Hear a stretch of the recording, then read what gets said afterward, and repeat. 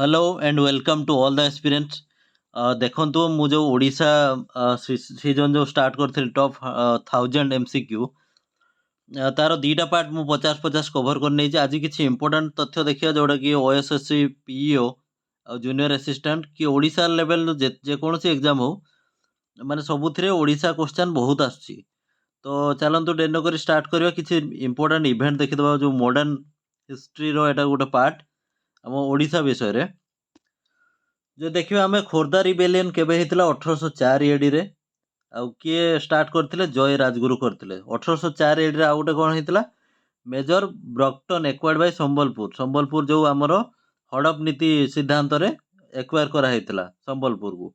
1817 रे आमर कौन होता पाइक रिबेलियन किए से बक्सी जगबंधु स्टार्ट करते 1825 रे सरेंडर बाय बक्सी जगबंधु जी सरेंडर करते 1833 रे संबलपुर रे विद्रोह होता क्या द्वारा वीर सुरेंद्र साय द्वारा 1835 आमर घोमसर रिबेलियन जोड़ा घोमसर रिबेलियन स्टार्ट होता 1835 रे। तापर 1857 रे सुरेंद्र साय आमर चंदन हाजुरी रामकृष्ण जो सामंत सिंहार जॉइंट सिपाही विद्रोह जॉइन करते आमर 1856 रु 66 सॉरी 65 रु 66 जो 9 अंक दुर्भिक्ष होता समस्ते जानते बहुत important 1867 opening of college in Cuttack रे कॉलेज होता भूयार अपराइजिंग केबे होता 1868 रे 1869 रे होता फॉर्मर ऑफ उत्कल ब्राह्म समाज 1882 रे फॉर्मेशन ऑफ उत्कल सभा होता कटक रे 1896 रेलवे कोस्टल ओडिशा स्टार्ट होता ये किसी इंपोर्टेंट थिला। तो चलते आम क्वेश्चन देखा एमसीक्यू फॉर्म रे आम देखीदबा। First question who are the first Europeans to make their settlement in Odisha Odisha को फर्स्ट को यूरोपियन मैंने आसते मन रखिए पोर्तुगीज मैंने आसते first under which governor general British rule was first established इन ओडिशा ओडिशा रे फर्स्ट ब्रिटिश रूल एस्टाब्लिश होता कहा टाइम रे होता Robert Clive.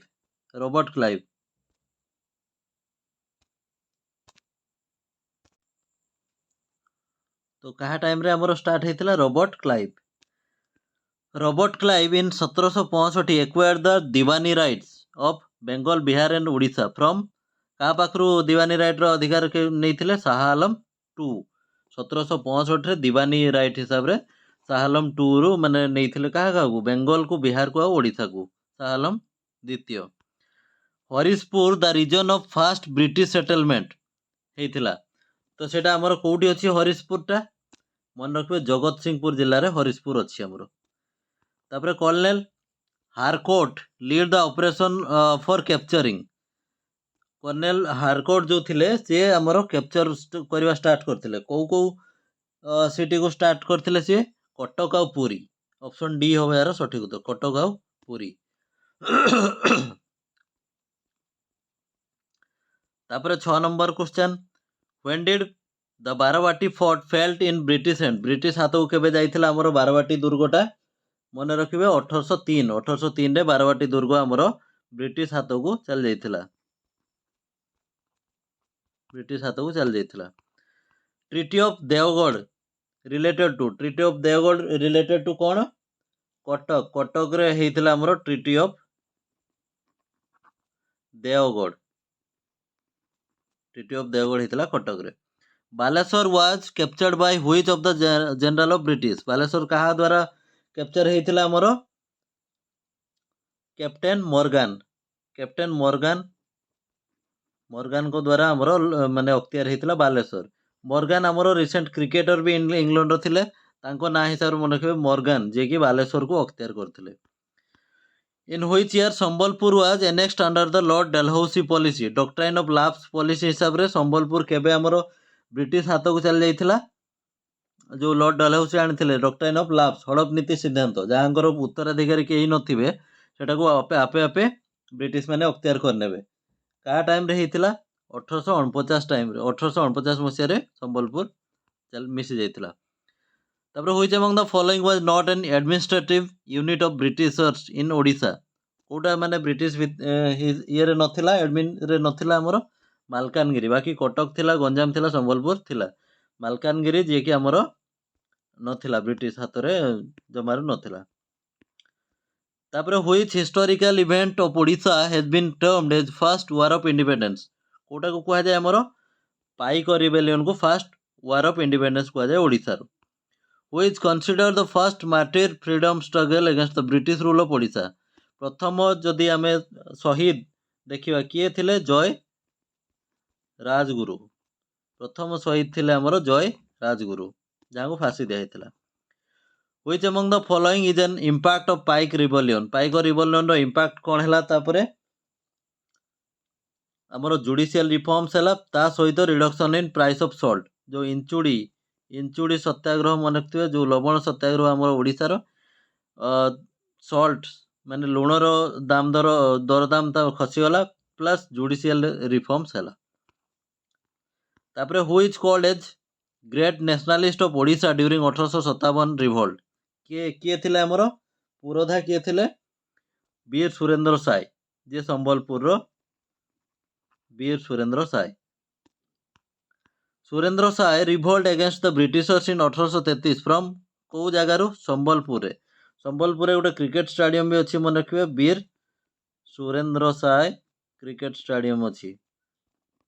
Veer Surendra Sai. Who is associated with Ghumsar uprising that took place in 1835 जो घुमसर अपराइजिंग आसला 1835 रे एमान को उधर किए माने सेतरे ये थिले मुख्य पुरोधा डोरा विषय थिले घुमसर अपराइजिंग जो हेतला 1835 रे मन रखियो घुमसर टाके हेतला 1835 रे आ डोरा विषय थिले। घुमसर अपराइजिंग वाज एसोसिएटेड विथ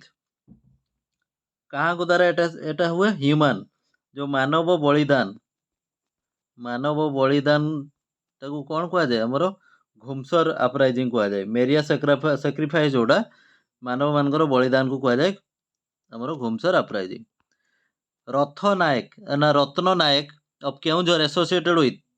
कहा ये थिला भूया रिबेलियन टाइम रे रत्न नायक मैंने एसोसिएट थिले मन रखिए।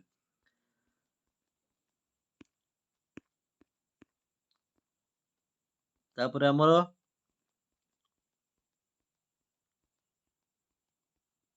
ओडिशा वाज एफेक्टेड बाय नौंक दुर्भिक्ष केबे आस्तिला नौंक दुर्भिक्ष 1866-67 रे आस्तिला नौंक दुर्भिक्ष एरा परे मैसिव चेंज को फील्ड रे मैसिव चेंज हैला हमरो एजुकेशन एंड लिटरेचर जो लिटरेचर साक्षरता उपरे बेसी प्राधान्य दिया गला काहे ना साक्षरता थिले हुए तो माने डिवास्टिंग जोटा हेतिला सेटा को दूरे जाई माने दूरे दिया जाई परिथांता। Who was the commissioner of famine जो 1866 रे फेमाइन रे किए थिले हमरो कमिशनर जॉर्ज कैम्पबेल थिले फेमाइन रे हमरो कमिशनर फेमाइन जो हेतिला 1866 टाइम रे सी थिले कमिशनर। 22 नंबर क्वेश्चन हमरो construction of railway coastal line हमरो केबे हेतिला 1896 मसीह हमरो रेल लाइन जो स्टार्ट हेतिला ओडिशा रे मन रखिबे। उत्कल सभा केबे एस्टाब्लिश हेतिला 1882 मसीह रे उत्कल सभा हेतिला कटक रे हेतिला तारो। Who among the following was the first president of Utkal Sabha at Cuttack रे जो हेतिला के उत्कल सभा रे हमरो फर्स्ट प्रेसिडेंट थिले काशीनाथ दास मन रखिबे 1882 कटक रे जो हेतिला काशीनाथ दास थिले। सत्य महिमा धर्म प्रीच्ड महिमा धर्म कौन पाई माने फेमस फिलांथ्रोपी पाई famous. Who was the head of Satya Mahima धर्म किए थिले समस्त जानती जो महिमा गोसाई अलेख धर्म रो प्रतिष्ठाता हमरो महिमा गोसाई थिले येरो। तापरे who establish the first printing press of Odisha Cuttack in 1837 first printing press टा किए करथिले हमरो स्टार्ट करथिले 27 नंबर सी क्रिश्चियन मिशनरी जो माने थिले से माने स्टार्ट करथिले 1837 रे प्रिंटिंग प्रेस। तापरे who among the following formed Utkal ब्रह्म समाज किए स्टार्ट करथिले हमरो हरनाथ भट्टाचार्य मन रखिबो उत्कल ब्रह्म समाज करथिले हमरो हरनाथ भट्टाचार्य।